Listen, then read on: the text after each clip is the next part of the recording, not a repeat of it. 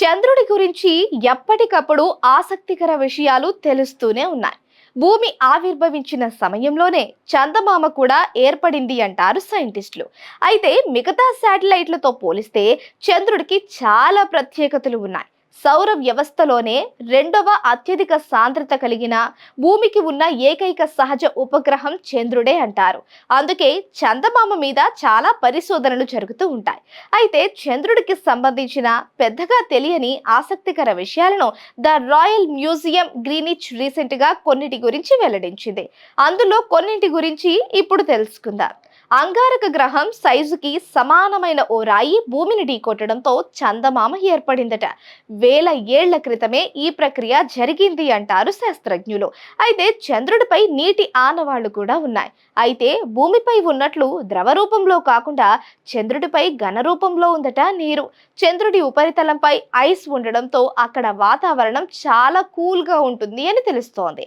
సముద్రంలో కొన్ని రకాల తరంగాలు ఏర్పడతాయనే విషయం తెలిసిందే. ఇదే విధంగా చంద్రుడిపై కూడా తరంగాలు ఉంటాయట. కాకపోతే అక్కడ రాక్ టైడ్స్ మాదిరి ఏర్పడతాయని, ఇవి బయటకు కనిపించవని అంటున్నారు. భూమిపై ఏర్పడే భూకంపాల మాదిరిగానే చంద్రుడిపై కంపనాలు కూడా సంభవిస్తాయట. వీటినే మూన్ క్వేక్స్ అంటారు. చంద్రుడి అంతర్భాగంలో జరిగే కదలికలు, పీడనాల కారణంగా మూన్ క్వేక్స్ ఏర్పడతాయి అంటున్నారు పరిశోధకులు. అయితే ఇవి అరగంట పాటు వస్తాయట. చంద్రుడి భ్రమణమే ఆసక్తి కలిగించే విషయం. భూమి నుంచి చూస్తే చంద్రుడి ఉత్తరార్ధ గోళమే మనకు కనిపిస్తుంది, దక్షిణార్ధ గోళం కనిపించదు. దీనికి కారణం చంద్రుడి సమకాలిక భ్రమణం చేయటం. ఏటా చంద్రుడు భూమికి కాస్త దూరం అవుతున్నాడట.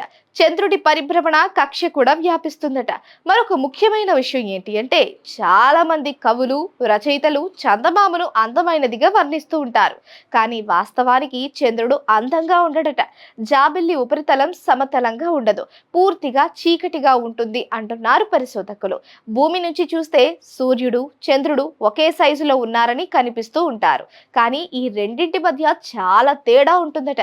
చంద్రుడి సైజు కన్నా సూర్యుడి పరిమాణం ఎన్నో రెట్లు ఎక్కువగా ఉంటుందట.